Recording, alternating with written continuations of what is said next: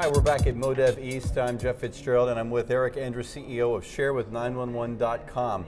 It's a really cool concept, and I think it's one of the really interesting things we can do as the development community to benefit the greater good.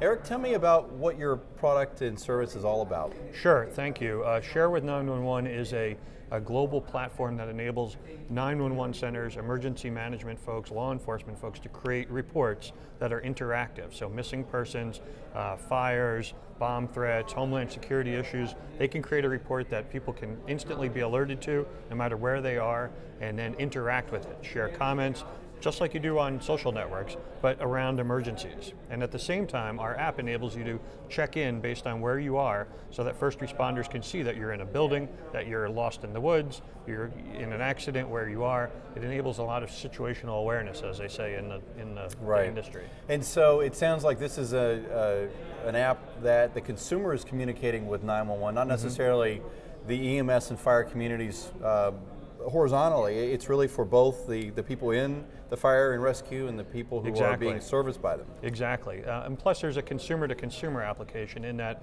if I check in, my loved ones, my family can see where I am. So I can check in on the app, not only is it shared publicly, but I can actually email it to my loved ones, say, here's where my car's broken down, and they can navigate right to me instead of having to figure out where mile marker 29 is on the road. I think there's a lot of value in that from just what we experienced here in Washington in August with the earthquake. Sure.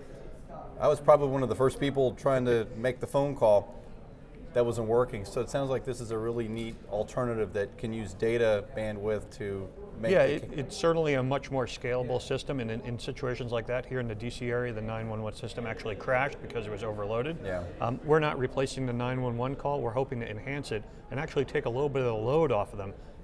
Everybody in Washington doesn't need to call 911 and ask if there was an earthquake. That's right. But they could share information by checking in, saying, I'm okay, I'm not okay, here's where I am.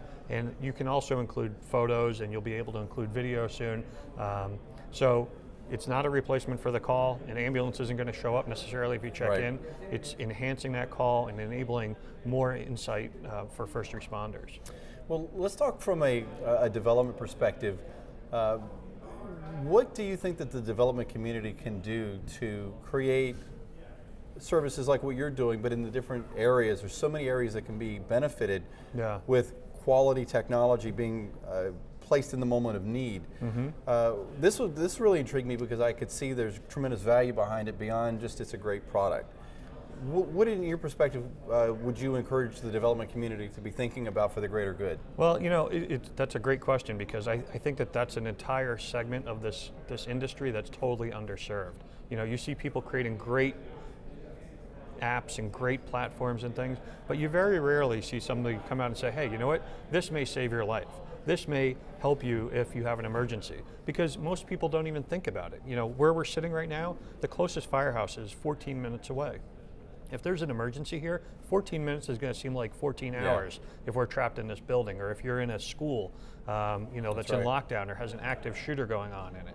So there's a lot of opportunity, I think, to do things like what we're doing, but to also do other things that could help teachers when there's an active shooter, or there's an app on the West Coast that is enabling people to find people who know CPR and locate defibrillators and things like that, which will really save people's lives. It will. Yeah. Well, I know that years ago when I was doing media for one of the local fire departments, I was part of them for a couple of years. I know that at that time they had the ability through the technology with the battalion chief to actually see what was going on inside of a burning facility.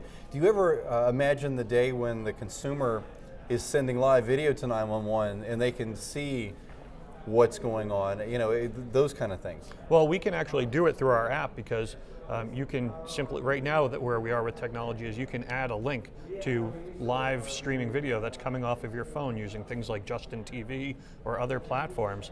And we hope in the very near future to be able to enable that, to go, push the video recorder on your phone and stream that right out onto the map. And I think the big difference for us is that that's all public information. That it's not going into a box, it's not going into a local call center. One person doesn't know about it. It breaks down all those barriers. Terrific information, and I wish you the best. It's certainly a great product. And if you want to learn more about it, it is ShareWith911.com. Yep.